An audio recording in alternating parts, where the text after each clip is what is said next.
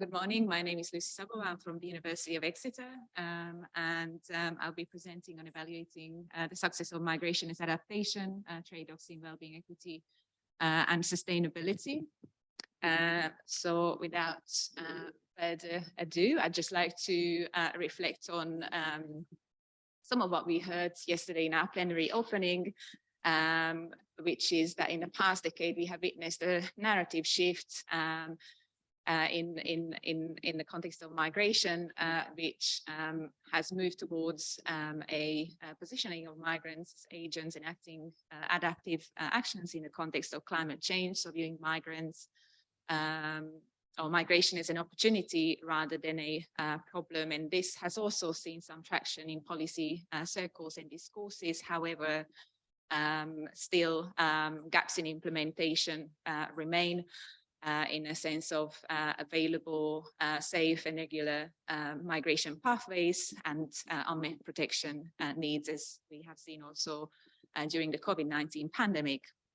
And also this new sort of narrative of migration as adaptation has received some criticism as well for the risk of individualizing the responsibility of adapting to responding to climate change, placing the responsibility essentially on individuals and households, and potentially promoting or leading to policy inaction. And indeed, adaptation is articulated under the Paris Agreement in its Article 7 as a desired goal in the sense of strengthening adaptive capacity, resilience, and reducing vulnerability. And in this sense, migration as adaptation could also be seen as something to be desired, a normative goal. However, there is very little known about whether migration as adaptation is indeed successful or not. When it comes to the evaluation of adaptation, the focus has mainly been on planned adaptation interventions, plans or policies, and less attention has been paid to autonomous forms of adaptation. And in this paper, we essentially respond to this gap. We also know that from previous research, that outcomes or positive outcomes are not inevitable in the context of adaptation, and instead outcomes range on a continuum from success to maladaptation. Something that could be seen as an adaptive response now in the short term may turn out to be maladaptive in the long term. And this takes us really to this idea that migration is enacted in the context of couples interacting social and ecological systems, and therefore this complexity needs to be reflected also in evaluations of success. So what does success in the context of migration and adaptation look like? Success in the context of adaptation generally has been articulated as a sustainable adaptation. So adaptation that promotes both social equity and environmental integrity, both now and in the future. What does this mean for migration as adaptation? So in this paper, we have undertaken a review of global evidence from the past decades to critically evaluate the role of migration as adaptation and its effectiveness and success.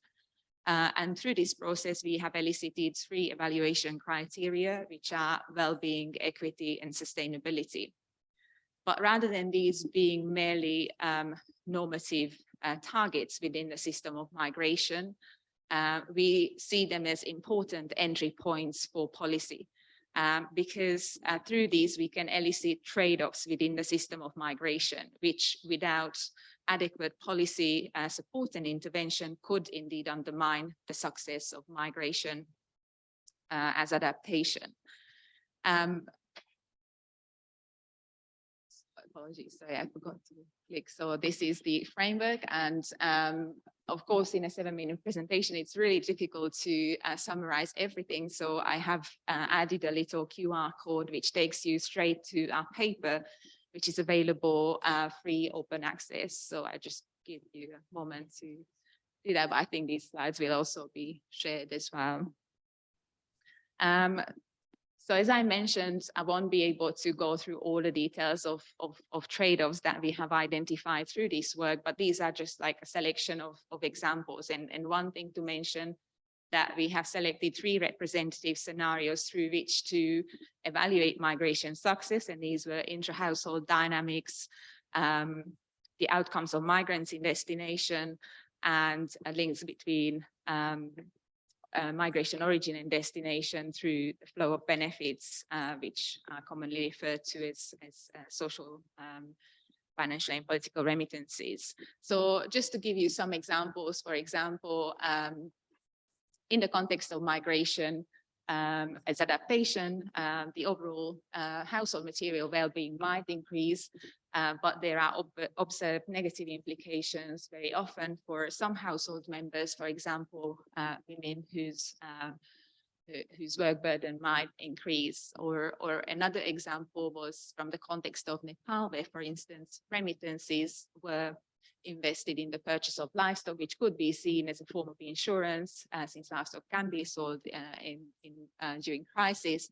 But because it was children's duty to care for livestock, this led to, in the long term, a form of adaptation in the sense of undermining future adaptive capacity and well-being of youth. And there are many, many more examples in the paper. So in the interest of time, I would like to take us to kind of reflecting on what these findings mean and what these evaluation criteria can contribute to assessing the success of migration as adaptation. So of course, the presence of trade-offs in this context poses the question, are there limits to migration as adaptation? And indeed, we can observe from the literature and also from our own work as well, that very often migration as adaptation leads to replacing one form of precarity with another. And also trade-offs in well-being, equity and sustainability can lead to loss and damage with implications for future adaptation and resilience. And very often these losses and damages are non-material in the sense of a loss of identity, place attachment, fractured social ties and relations, which all can have implications for future adaptation. One thing that we have observed as well is that these experiences and outcomes are not homogeneous. They are very much tempered by socially structured identities and characteristics. And these decisions about adaptation in the context of migration are also made in the wider social political system.